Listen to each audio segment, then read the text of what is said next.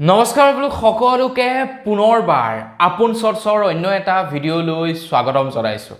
আপোনাৰ যদি HDFC বেংকত একাউণ্ট আছে তেন্তে আপোনাৰ কাৰণে ওলাইছে এটা বিৰাটেই ভাল খবৰ।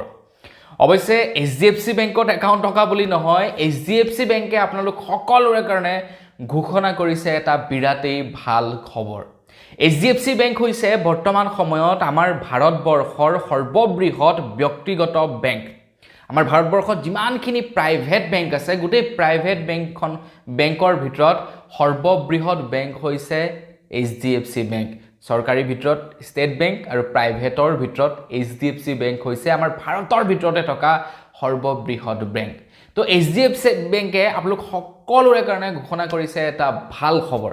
আপোনাৰ যি বেংকতে একাউণ্ট নাথাকক কিয়, আপোনাৰ ষ্টেট বেংকতে নাথাকক কিয়, আপোনাৰ আসাম গ্ৰামীণ বিকাশ বেংকতে নাথাকক কিয়, পাঞ্জাৱ নেশ্যনেল বেংকতে নাথাকক কিয়, য'তে নাথাকক আপোনাৰ কাৰণে ওলাইছে ভাল খবৰ। যদিহে আপোনালোকৰ ওচৰে পাজৰে HDFC বেংকৰ ব্ৰাঞ্চ বা আপোনালোকে যদি সঘনাই ঘূৰি মুলি ফুৰে তেন্তে আপোনালোকৰ কাৰণে ওলাইছে ভাল খবৰ। তো ভিডিঅ'টো প্ৰথমৰ পৰা শেষলৈকে চাই থাকিব। সেই ভাল খবৰটোনো কি মই আজি আপোনালোকক জনাম। তো মই শ্ৰীবাঞ্জী গগৈ, আপোনালোকে চাই আছে আপোন চৰ্টছ। আহক আৰম্ভ কৰোঁ আজিৰ ভিডিঅ'। আগবাঢ়িছোঁ আজিৰ ভাল খবৰটোৰ ফালে। ভাল খবৰটো দিয়াৰ আগতেই আপোনালোক সকলোকে সৰুকৈ এটা ৰিকুৱেষ্ট, যদি খবৰটো চাই ভাল লাগে লাইক এটা কৰি থৈ যাব, আৰু চেনেলটো যদি ছাবস্ক্ৰাইব কৰা নাই তেন্তে চেনেলটো ছাবস্ক্ৰাইব কৰি ল'ব। এনেধৰণৰ খবৰবিলাক যাতে নিতৌ আপোনালোকে এই চেনেলটোত চাই থাকিবলৈ পায়। HDFC বেংকে কৈছে যে আপোনাৰ যি বেংকতে একাউণ্ট নাথাকক কিয়, আপোনাৰ ষ্টেট বেংকতে থাকক, IDFC বেংকতে থাকক, আপোনাৰ বোলে পাঞ্জাৱ নেশ্যনেল বেংকত একাউণ্ট আছে, য'তে আপোনাৰ একাউণ্ট নাথাকক কিয়, আপুনি যদি গুগল পে', ফোনপে', পেটিএম বা অন্যান্য UPI এপ্লিকেশ্যনবিলাক ব্যৱহাৰ কৰে, তো UPI এপ্লিকেশ্যন ব্যৱহাৰ কৰি এতিয়া আপোনালোকে HDFC বেংকৰ পৰা পইচা উলিয়াব পাৰিব। বিৰাটেই এটা ইণ্টাৰেষ্টিং ছিষ্টেম লঞ্চ কৰিছে HDFC বেংকৰ ফালৰ পৰা। অৱশ্যে এইটো নতুন নহয়, আকৌ এইটো পুৰণা এটা ছিষ্টেম, যিটো ছিষ্টেম নেকি আপোনালোকে দেখিবলৈ পাব ষ্টেট বেংকৰ ATM বিলাকত, দেখিবলৈ পাব আপোনালোকে পাঞ্জাৱ নেশ্যনেল বেংকৰ ATM বিলাকত। তাতে QR কোড এখন থাকিব, QR কোডখন স্কেন কৰি আপোনালোকে ATM কাৰ্ড নোহোৱাকৈ পইচা উইথড্ৰ কৰিব পাৰে।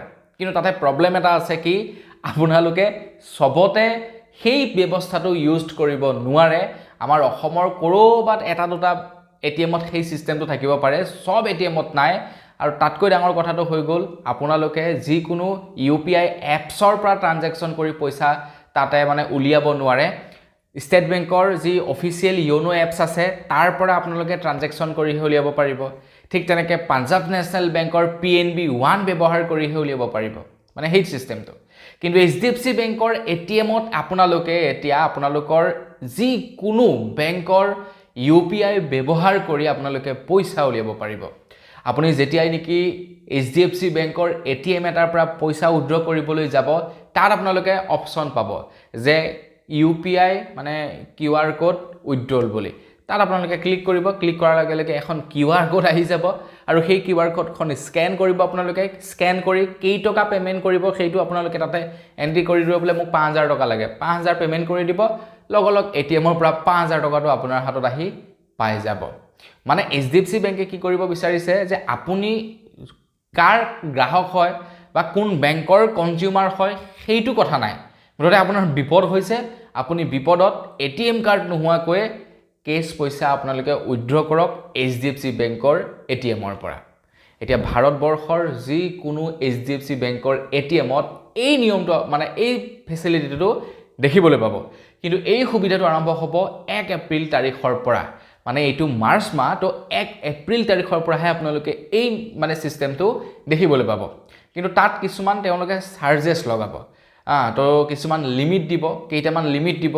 তো কেইটামান লিমিট আপোনালোকে বিনামূল্যে উলিয়াব পাৰিব, আৰু লিমিট ক্ৰছ কৰি দিলে আপোনালোকে তাতে চাৰ্জেছ ভৰিব লাগিব। গতিকে চাৰ্জেছটো ল'বই আৰু তেওঁলোকে এটা ভাল ফেচিলিটি দিছে। আপুনি ATM কাৰ্ড লৈ ফুৰাৰ দৰকাৰ নাই, মোবাইল ফোনটো লৈ যাব, UPIৰ জৰিয়তে আপোনালোকে পে'মেণ্ট কৰিব। তো আপোনালোকে কি কৰিব পাৰিব, পইচা লৈ আহিব পাৰিব।